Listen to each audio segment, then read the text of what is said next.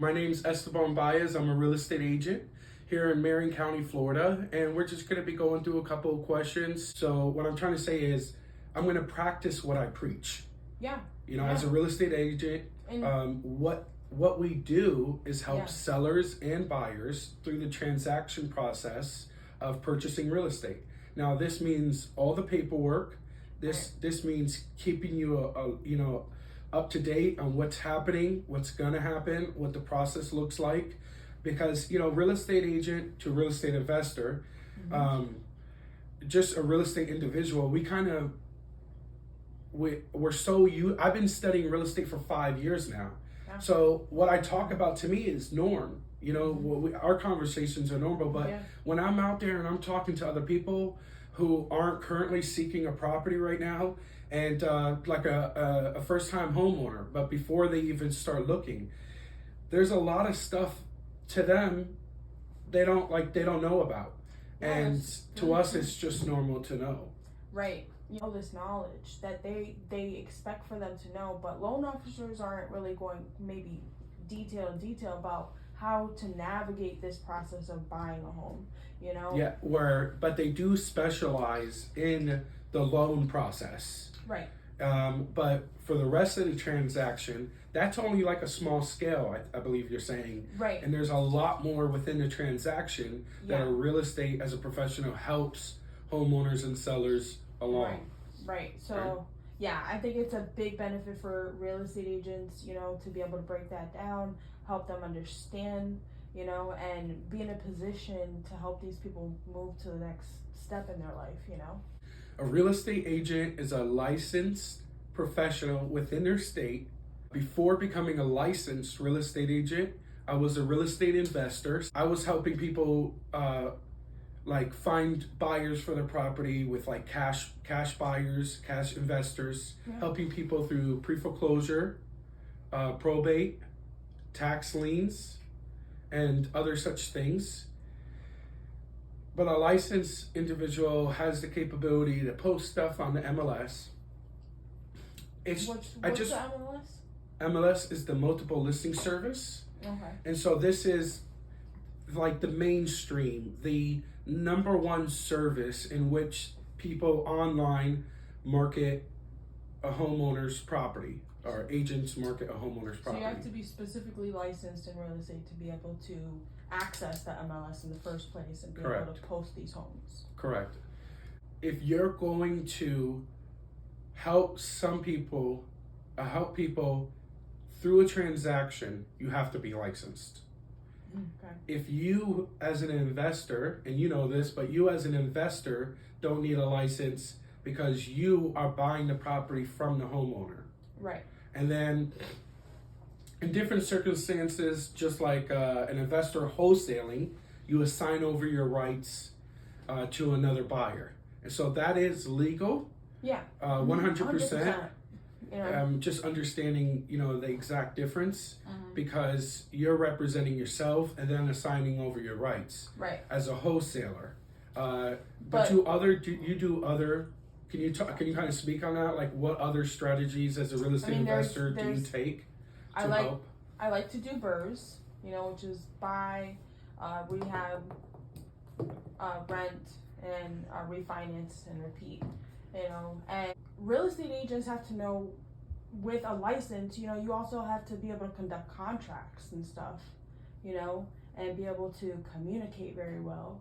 And I think you definitely have checked those off with your personality. Thank you, I appreciate that. Just to kind of go over what I believe you said, there's different ways that an investor can purchase a property. They can buy and hold, they can fix and flip, you said a BRRRR, which is like a buy and hold and flip kind of mixed up in one. Instead of selling it on the MLS, you refinance the property, get money back in the form of a loan for your property.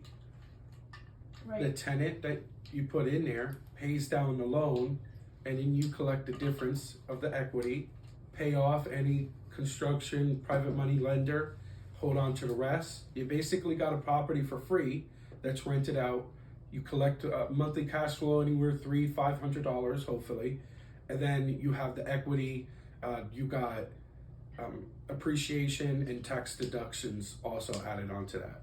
What would you say is the best way to find real estate agents? Where is a good place to recommend to look for the best local real estate agent? Well, assuming that we're not talking about myself, I would just say online. Online's a great place. I think that's where everybody's looking. There's not many people that you're going to find at your door. That's leading into another conversation where I believe you should be finding real estate agents knocking on your door. You may get postcards. You may, see them online on social media platforms. Some people, search, real estate agent near me. Okay. Those are definitely some of the ways. I think it's important to kind of find a real estate agent that's in your local area, so you have like a local expert in your city, so that this way they have an understanding of the market, the cost, price per square foot, things like that. Okay. Negotiation. A great real estate agent is very good at negotiating. You'll see real estate agents offer 3-4% commission, and the average commission is 6% of the property that they're listing. And we'll go into how real estate agents are paid here in a minute. Okay. But you find agents that will lower their commission for people because they're not really good at negotiating. And if they're not good at negotiating their own commission, how they get paid, they may not be good at negotiating your property for sale. And so that I understand how that's like, one of the top things that in marketing. So this way you can advertise, get more exposure for your property, use things like direct mail marketing, digital marketing. There's a lot of other properties on those websites that is like competition for your own property. So when I do digital marketing myself, I like to reach those other websites that don't necessarily mean that they're looking for a home. Yeah, they're great. Some of the people who haven't started looking for their property or a home yet are sometimes the best leads. The first time homeowners right before they're interested. That's a good point. I think there's a lot of people in that boat right now. I think it's very important to target those kind of people. They're often getting ignored, through the average real estate agent, marketing. Yeah. And so you said referral base. Digital marketing, you said video ads and direct mail. And what do you feel like are the most important ones that you feel are most effective? Everything is effective if you do it long enough, or persistent, or consistent, and disciplined in how you market. I do have an order in which I do think everything is organized. There's different things. For example, I think video content is probably number one as the best marketing source. I think number two is door knocking. Number three is probably phone calls, getting on the phone, calling a list of people that you think might be interested in selling or buying a property. And then direct mail, like postcards sent out to people that you target market, maybe neighborhoods to be more specific. But yeah, the best kind of marketing sources that you can do is number one, social media platforms. You got to be willing to wait a little bit for something to happen. If you want direct, instant, you would go door to door. Okay. This is an opportunity to have a conversation with the homeowner at their house. Are you interested in buying another property? And if they are, they're probably going to sell the property that they're in. Maybe they want to downsize. Maybe they want to upscale. Maybe they want to go luxury or something like that. Yeah. And so these are, going straight to the source And they're not even like a phone call where you almost have to schedule a listing presentation with going door to door. Every single time they answer the door, it is a listing presentation. And you could potentially create business right there, right at their doorsteps. So I love door to door. But I love, dressing up nicely, being in the AC, and just having a conversation with the people and, answering the questions, seeing how I could be of service. Yeah. I like that way too. There's so much time you should spend on scripts. Scripts are very important. You should be going over your scripts every single day. I've learned from that too. Like, I need to be better at it every single day. Having somebody you partner with also helps. I know you and I have done script practice a bunch. I mean, even in the shower, like one person's in the shower, the other, and we're switching back and forth. Just trying to get better. Right. Even homeowners, sellers, they don't realize how much a real estate agent invests into selling their property before it's sold. For example, yard signs. You have, you got this like a lockbox, or if you want to upgrade and do a super lockbox, you have like different postcards. For example, I know, like using myself for example, we have postcards that we deliver to a minimum of 100 properties that are closest to your property, single family. We keep it target marketed, so that this way we reach people that may be interested in actually purchasing your property. I take some postcards or business cards of mine with your property or the homeowner's property on it, and deliver those to homeowners going door to door. If you come over to one of my open houses, not only will you leave with a thank you card, or I'll mail you like a thank you card for coming to our open house, but when you arrive to the open house, you receive something like a neighborhood market analysis. It's more like, take a look in the neighborhood. Look, you got restaurants over here. You got this kind of like theme park over here. I have an example in a box, but different things that when people come to, their open house, they get an experience of what the neighborhood is like, what different activities are nearby. Like, is there a movie theater? Is there shopping nearby? And then a map, and just beautifully well done. Nice. So that this way they can remember your property. We want to do everything to really boost, the homeowners, sellers, marketing. So you guys really focus on like the pictures of the property on the marketing, not so much like, even though it's important, I understand having your face on there, but it's nice to hear that you're putting the property's pictures and you're kind of focusing on marketing what's important, Yeah, you're making me think of something I like to say. It's a lot of real estate agents, and I don't want to crush them because I'm a real estate agent, but I just think we need to do more. Putting a yard sign out in the front of a house and putting it on the MLS, that's not enough. Have you ever noticed, our yard signs that we put out is just basically a big business card. Yeah. So with LPT, Realty, we like to take it a step further, a couple of steps further, to be honest with you, and provide a rider that goes on the bottom or the top of the yard sign, and it has 3 separate pictures of your property. Now, they're the 3 pictures that we want to highlight about a homeowner's property, usually like the kitchen, living room, and the front picture of the house. And it's, out there in the front of the yard sign, so when people drive by, take a picture, because that's usually what they do, is they take a picture and then they call the phone number that's on it. They get to see, before they even take a picture, of what the inside, 1 or 2, 3 pictures of what the inside of your property looks like. Yeah. It's pleasing to the eye. It grabs more attention. It's what other real estate agents aren't doing.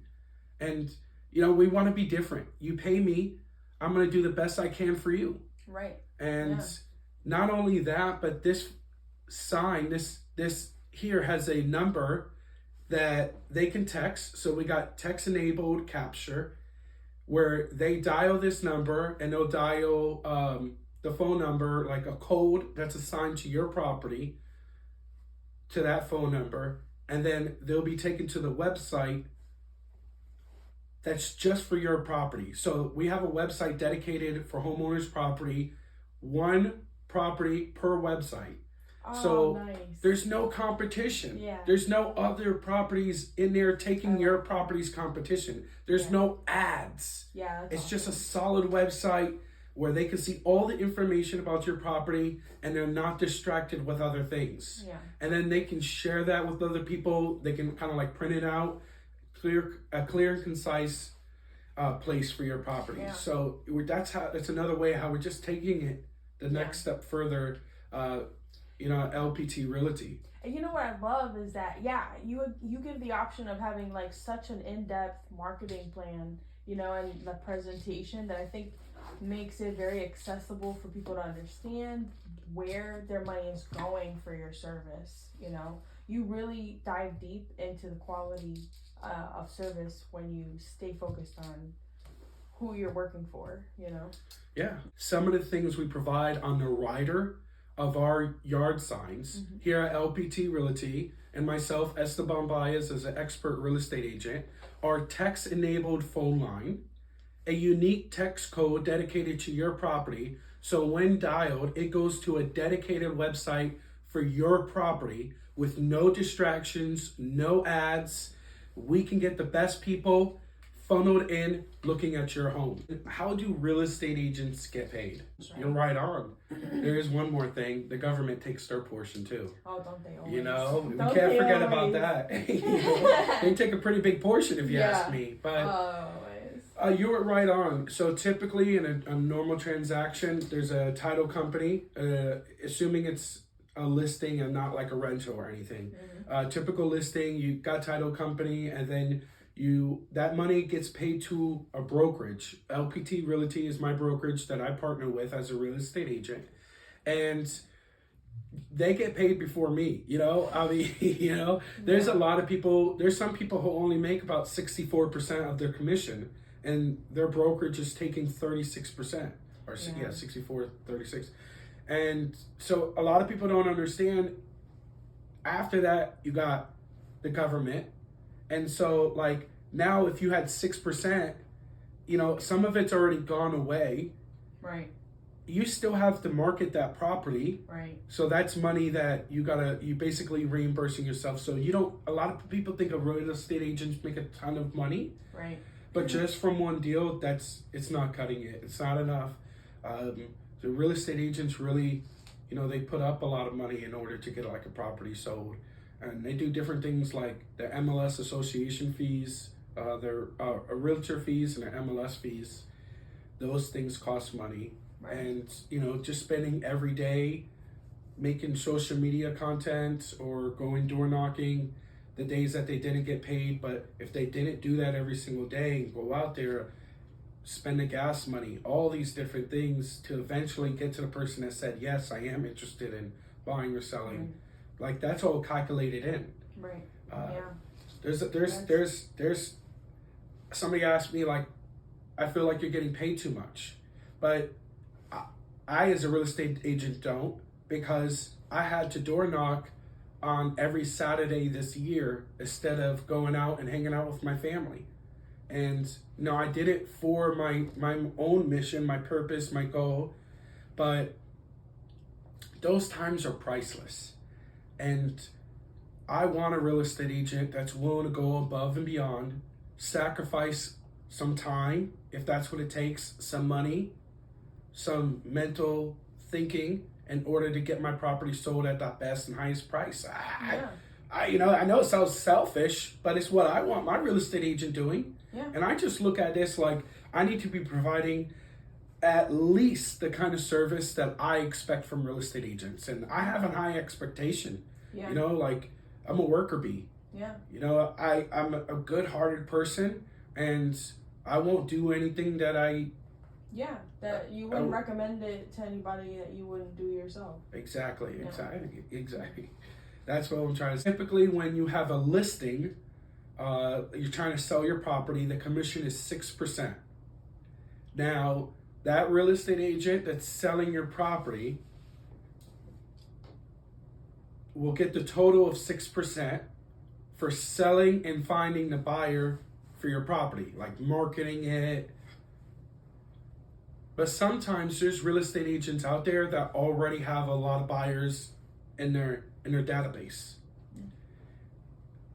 I mean, like myself, I'll know of a buyer that's looking for a 3-bedroom, 2-bathroom on 5 acres within Marion County.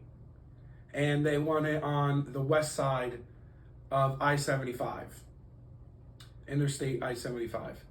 And so when I have those criteria in, I'm constantly searching for properties that meet that criteria. And when pops up, I notify them. But not always does the listing agent who sells your property bring the buyer to the table. Sometimes another agent has the perfect buyer for that property day one. And I want to pay that real estate agent for bringing that buyer to me. And so I offer up half of my commission to that buyer's agent. Wow. There's real estate agents out there, many of them, that primarily or almost only work with buyers. Yeah. So like they got 10 times as many buyers lined up in their database than I do. You know? Because I primarily focus on finding new potential buyers and sellers. I'm going out there and I'm kind of doing the hard work. But that provides the best kind of work. These are leads that I believe are highly motivated. If you're looking to just buy a property as like a first-time home buyer, then you can find a real estate agent, and that real estate agent will typically get paid from the sellers. But if in any circumstance you sign like a buyer's agreement stating that that buyer agent is representing you, and that buyer agent will get paid for your representation, for him representing you, and that you two have an agreement. So if you find a property, he or she shows you the property, he or she, the real estate agent, gets paid for doing that work. Buyer's agents, it's a lot of work. Yeah. You know, you have a client that comes to you, you may have to show that client 10, 20, I don't want to be dramatic here, 20 is pretty dramatic, but 5 to 10 solid properties, maybe 15, 20, honestly, before they find a right property. one. That's 20 listing appointments. Yeah. You know? Right. There's usually less appointments when it's somebody that you're selling their property and they already have a property. So as a real estate agent, you can target either way. You're gonna get paid either way. I mean, real estate agents can do way more than that. Those are the two main ways. Those are the two highest paying ways as a real estate agent to get paid. I want to just bring up that with a real estate license, that's a license to do any one of these ways. There's not like more schooling you have to take to do this or that. Yeah. A real estate agent could do any one of these things. I'm gonna bring up a couple more, like property management and rentals. You know, rentals.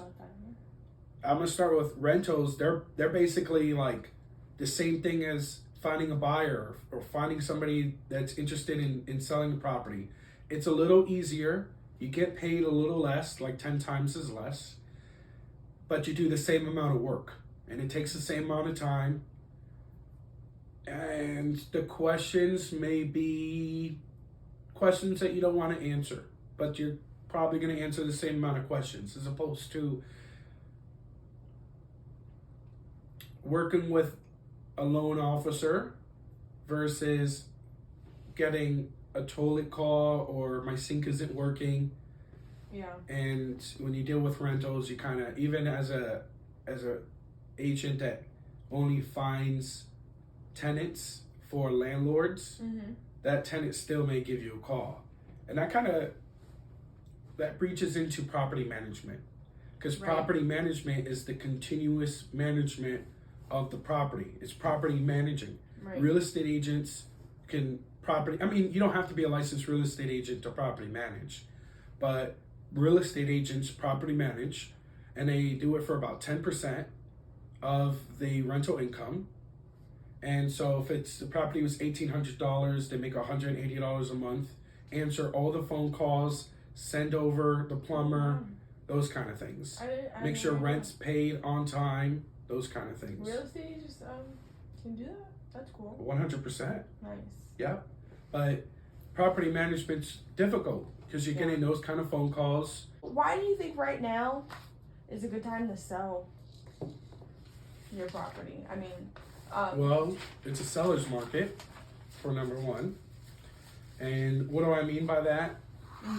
Properties are selling at list price. Now, there's give and take. If you have a poor real estate agent, I can probably get that agent and homeowner to sell the property 3 to 5% under listing price right now. Remember, I told you most real estate agents put up a yard sign, put it on an MLS, and cross their fingers. You know? Yeah. They're not taking it to the next level. They're not going door to door. They're not doing direct print mail marketing. They're not doing extra digital marketing, online video ads, social media content, billboards. Right. They're not taking it to that kind of level. Now, with that kind of marketing, we're in a solid seller's market. The interest rates have went up to 7.5, but the prices have stayed. You could say they equalized. They've come down a little bit.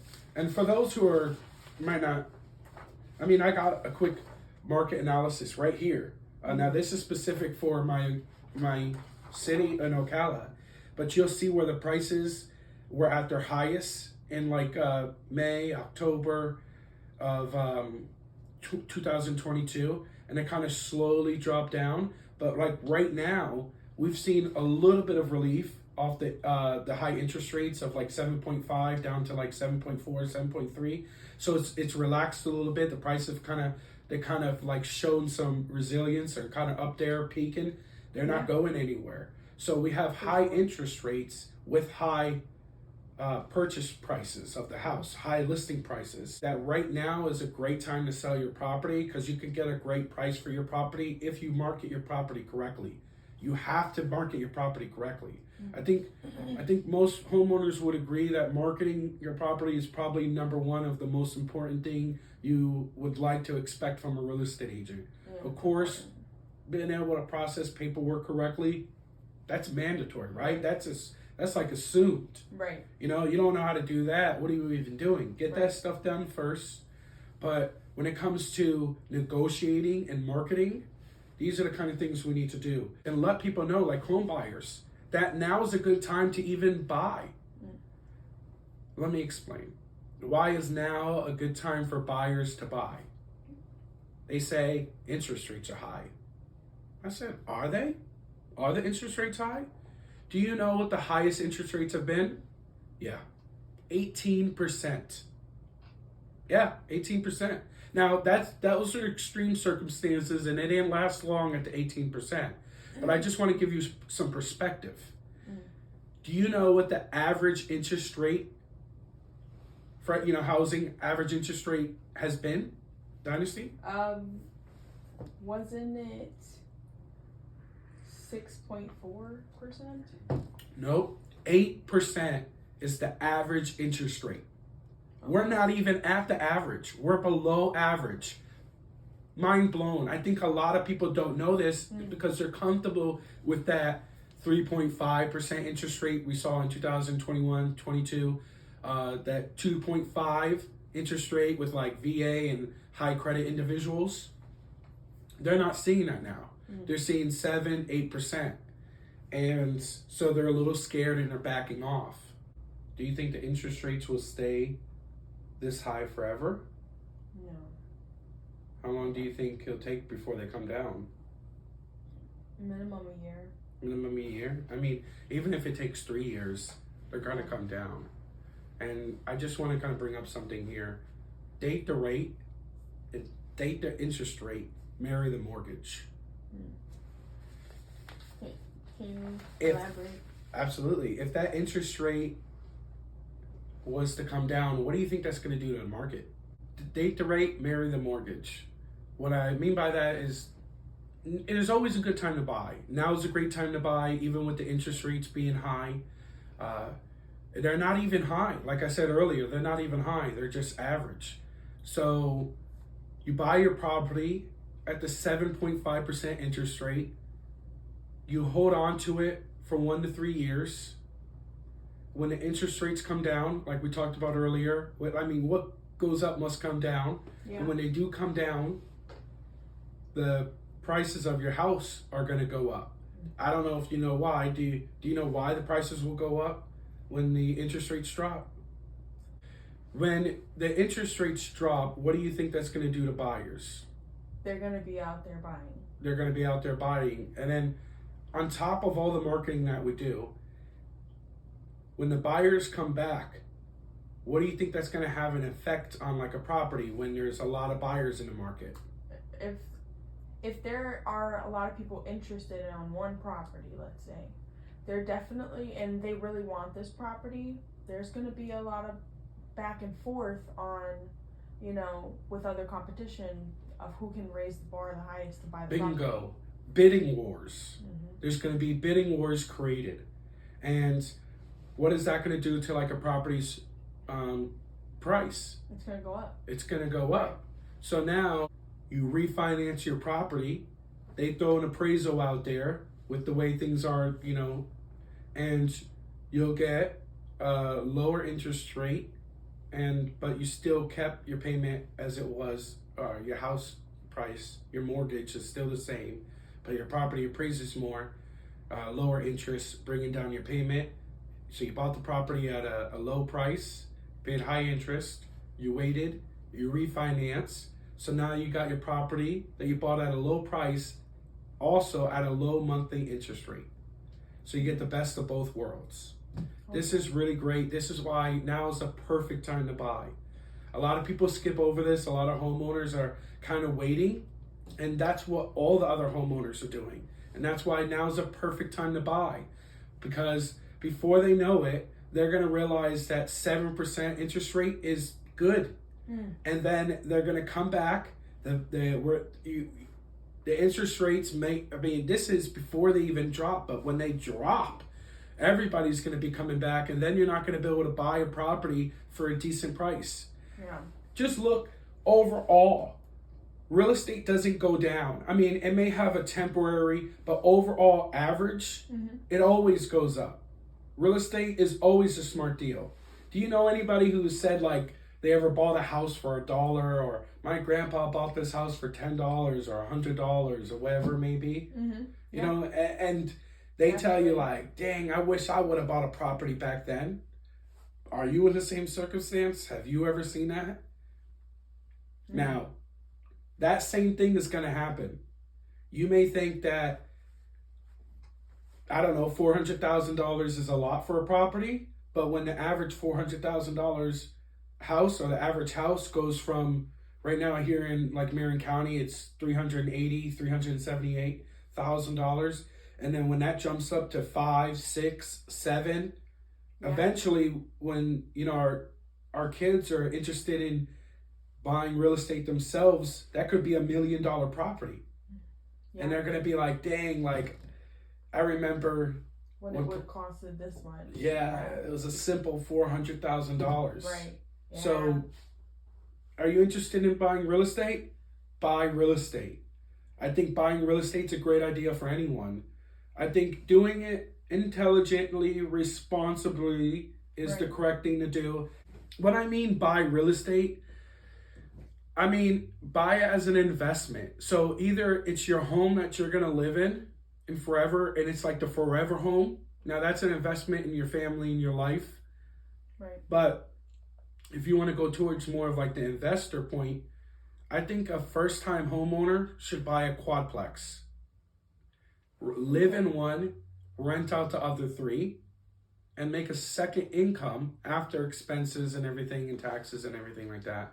Make an extra $1,000, $2,000 a month after the mortgage is paid, and then they live for free.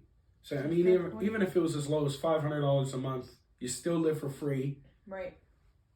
You get an extra $500 a month, and it only increases as the mortgage goes down. Right. And if you can refinance later, that could also help. Right. And all that money is going back into the equity of the property, the principal down on the down payment of the mortgage, and so it's like a savings account for yourself. Exactly. So you're getting paid that way too. Thank you for bringing that up. Yeah. That's huge. Mm-hmm. So you can do whatever really your mind can think of. I love that part about real estate, that you can invest your time in multiple different strategies and then change that strategies as you evolve. Yeah. So you don't ever get bored. Yeah. There's always something to learn. Right. I've been studying 5 years of real estate and I'm still learning stuff. I love when I learn something new. Sometimes I'm like, wow, that's a game changer. Yeah. There's a lot of things out here that's helping people today that we didn't have yesterday. Speaking of technology, and I'm kind of gonna go against myself as a real estate agent, take somebody else's viewpoint and then defend it here. Why would somebody choose to use a real estate agent over an online service program? Ultimately, you want to talk to a person, When you call, it's kind of like when you call your credit card, you get the automated machine and then you do it on an app. Hate that. And it's just not personable, and you just kind of want to have a direct conversation with someone, Yeah. And have somebody a point of contact when you have a question. Communicate with them, that they understand you. Right. What you're going through and what you're trying to accomplish. Sometimes you can't get that from a computer. Yeah. You can't get that from. What are other things we can't get from a computer? Like personality, too. Personality. Like, do you get along with them? Is it a good business opportunity for both parties? So when you match somebody's tone, attitude, are they super fast or are they mellow in the way they talk? Somebody who's really mellow in the way they talk. Now I'm talking about interaction that may be door to door or at a listing appointment here. People, they feel good when you match them. Yeah. It makes them feel comfortable. Right. Yeah, I agree. People respond better. Right. For example, I just want to share this story with one of my clients.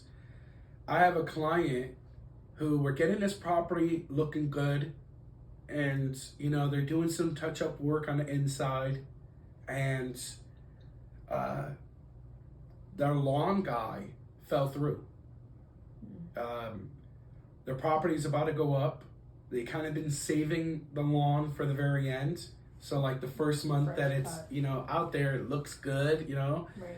And the lawn guy fell through. And so I was like, well, let me see what I can do to help. Just go, not even going any further. Yeah. Your app or that's, it ain't going to do it. Now you got to do that. Right. There's not somebody to ask, like, for example, the person that I was dealing with, the seller, was, asked like, where can we find somebody? Do you know somebody? Right. And because I'm a time frame too. Short time frame. Good thing I'm from the area, and I think that's why it's important to find a local real estate expert. So I started seeking new people, but to be honest, when you're trying to find a lawn guy to mow that lawn last minute, they're gonna charge you a pretty penny. Yeah, I get it, but it's still it's costs. Right. So I wanted to be creative.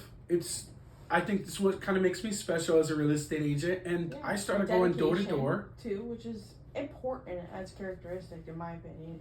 You want somebody, a real estate agent who's dedicated to get the job done and do it the right way. So. Well, I went door to door to the neighbors, and I started asking, hey, listen, my lawn guy fell through. I got this property. It's going up on the MLS like tomorrow. Can you help me out? And and some people were saying, of course, no, I don't know, what can I do? And I asked, do you have a lawnmower that I could like rent out from you or borrow or anything? And it took me a couple of houses, but at the end of the street, I found somebody. It wasn't, we didn't exchange over currency. I said, let me talk to you. I said, how about if you let me use your lawnmower to cut my property over there, get it right, get it looking good for the MLS, I'll come back on your convenience, on your time, and I'll mow your lawn whenever you are ready for somebody to come mow your lawn. So I'll wow, yeah. And so that's just like what I'm trying to say is I went out there, got another lawnmower, and you did it mowed yourself. my property, got it mowed, got it ready, looking for the MLS. I think it was 2 weeks later, because I got it for free. I'm a new real estate agent at this point, so I got it for free by door knocking, and then I came back and I mowed his lawn. And so these are the kind of creative things I think real estate agents need to kind of put into their pocket and be willing to do in order to close a deal. Because I'm going to be honest, I think I would have lost that deal if it not be for what I did. Wow. Yeah, and if that doesn't show dedication, I don't know what does. And you did go back to go and mow that lawn for that other person when they did call, which is very honorable. He said, I'm a man of my word. And, that made me feel good. Yeah, it definitely shows your integrity. That if I had a real estate agent do that for me, I really feel like I would have picked the right person for, to represent my property. Thank you. Truthfully. Thank you. But I think that you're a great real estate agent. You're going to make very far. It goes further, such as open houses. Somebody that's there from the community talking about your neighborhood, talking about the neighborhood park that only the neighbors go to, letting them know that if you stand over here, you can actually see the water. You can see the water from the house. You can see the lake. You can go canoeing over there. These are the different activities. They have dance night. They have bingo. Just different parks that are in the neighborhood, like different activities to really bring out the presence of the neighborhood so the buyer can picture themselves living there. Yeah. I think this is doing a justice for both the seller and the buyer. I think a buyer, if they knew that they would feel comfortable there, or if this was around, that they could see that this was a perfect match for them. And of course, from a seller's point of view, you being a real estate agent, I'm helping maximize the exposure of their property. How uncomfortable were you with this video? I think you did very good. I feel comfortable. I feel like social media is something that I want to continue doing. Yeah. I feel like I can reach more people. I can, have a broader audience and start branding myself, building a brand. There's still a lot to improve on. Editing videos. Progression's constant.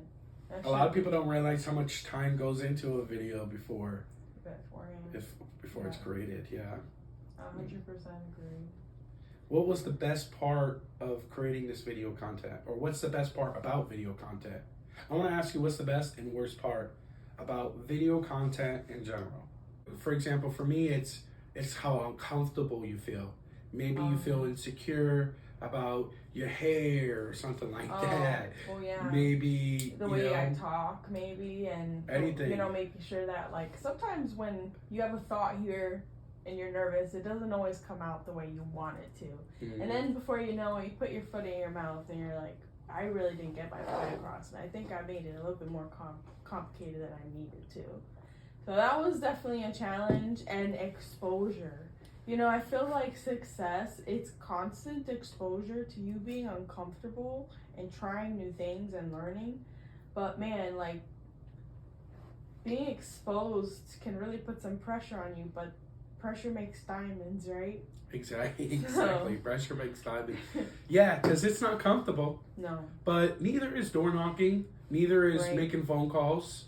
What do you think making video content to advertise you and other properties and stuff like that, but more like just advertising you know what? I'll answer the question.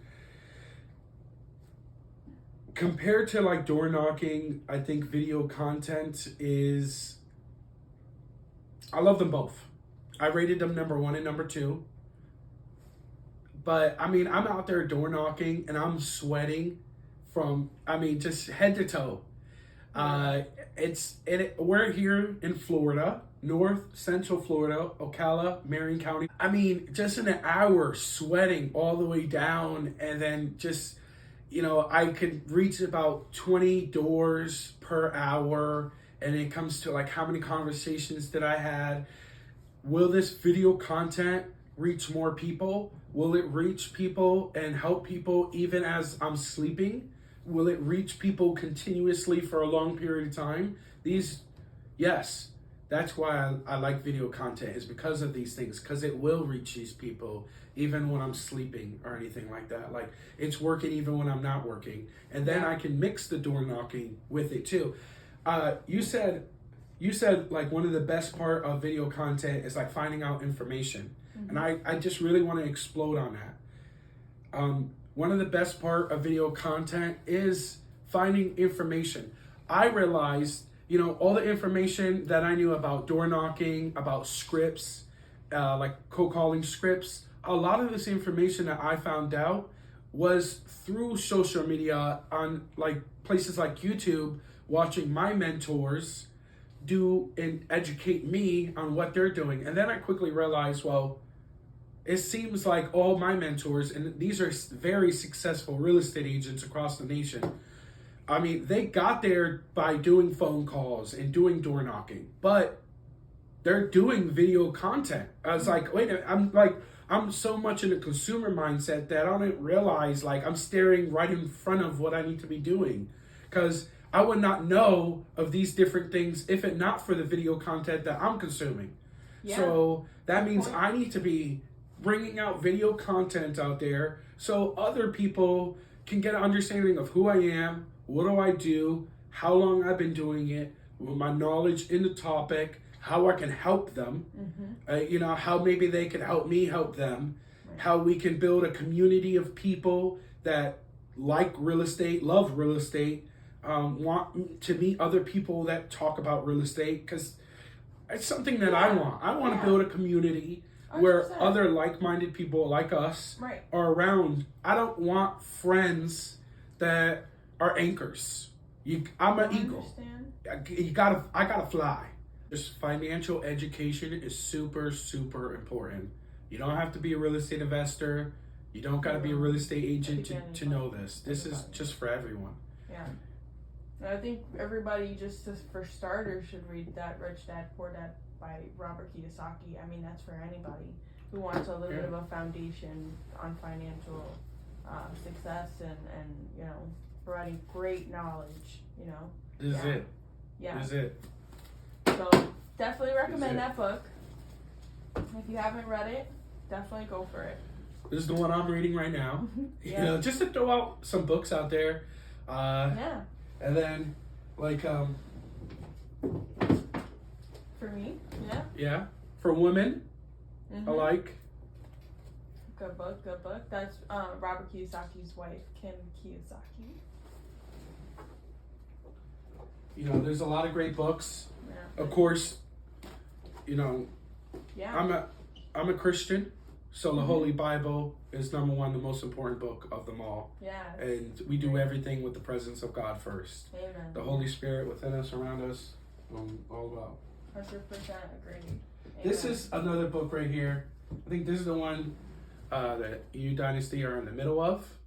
This one, Tax-Free Wealth, How to Build a Massive Wealth by permanently lowering your taxes. Tom Wheelwright, CPA for Robert Kiyosaki. Yeah, Rich Dad Advisor book. So. Yep, this is major. Yeah. And if you don't like to read, get an audiobook. I mean, just soak in the knowledge. Right. %. Yeah, because we're here to help. We are here to help. So I'm going to put my website somewhere below, around, everywhere. Reach out to my website, estebanbaez.lpt, homesearch.com. Right. And there you can start looking at properties.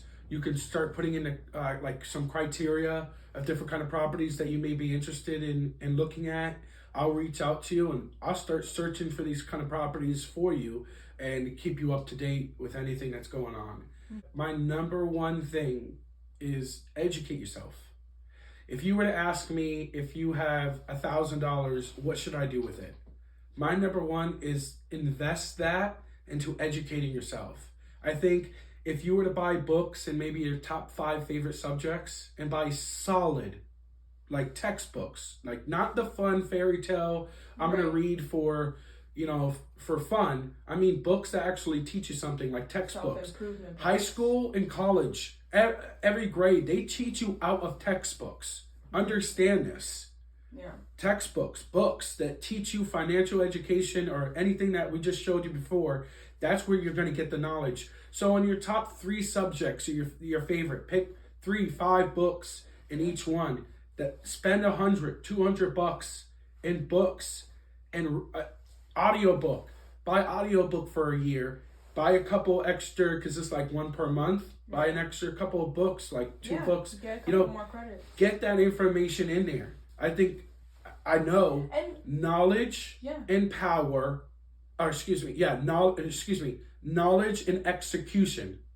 Knowledge and execution equals power. So you have to learn, which is number 1, but then you have to execute on what you learn. Number 2, and create power for yourself, but much more than that, like your whole family. Yeah. Like you find me, I'm telling my family all about everything I learned, financial education. Hey guys, know this. Here's like my sister, Katie, she mentioned something about real estate investing. I was like, whoa, I love it. And then she mentioned something about Airbnb arbitrage. Airbnb, just like finding somebody who's renting out a property in a vacation area, rent it out from them, and then arbitrage is like you re-rent it out, you sublease, but on Airbnb, and you collect the difference.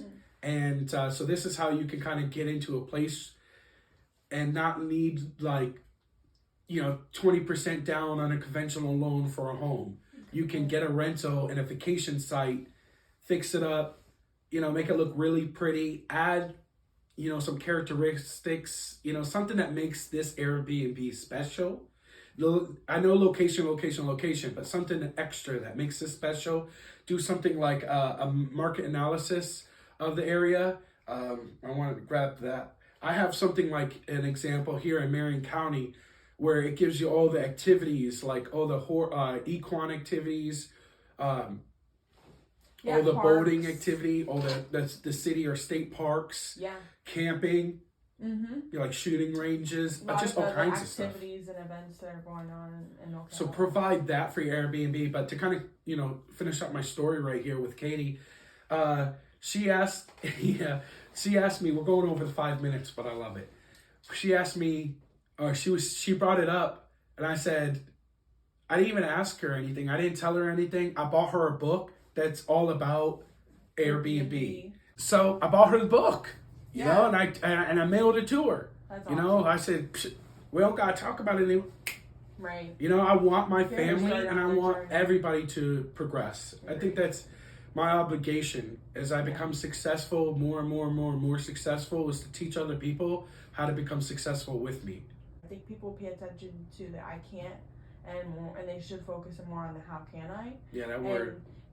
When you say how can I, you know what I mean? I think that really opens up your mindset. It does. It does. And I think it talks about that in the book, Robert Kiyosaki's Your book. brain automatically starts researching ways, even without you, your subconscious starts, when you ask yourself, well, instead of saying I can't, you say how can I? Your brain subconsciously starts to think of different ways to solve the problem. Right. And you take it a step further and you write the question down. Yeah. Wait 30 seconds. Your brain starts to think about solutions. Write down the answers that you come up with. Right. And I'm telling you, you will come up with the solution. The final answer. You will complete the task so much easier by doing that. Writing it down, asking yourself, how can I? Yeah, and executing. You know what I mean? Yeah, remember? I think that's a big one. That's huge. So, how much is the average book? How much is it's the average book? It's about $15. The average book is about $15. Take this, use it. Go buy a book for $15 because that book will provide $15 million of, hypothetically, right. of knowledge and education for you. Right. It's so worth it. Right. You have to do it. I agree. It's priceless, a book. Yeah. These are where now we're going into new technology age where everything's kind of done online. But before the technology, because do you know how long, like social media or the internet, not how long internet's been around, but how long has the public been using the internet on like a computer or? I mean, I think it was like 1980s. I would love to do it real quick, but it's only like 25 years that we've actually been using it. Now it's been out for a lot longer than that. But that was, like government use and stuff like that. And, when it first came out, the computers were the size of a room. And I think cell phone usage, like where you can go on internet on your cell phone or like on a mobile laptop, has only been around for like 20 years. Really?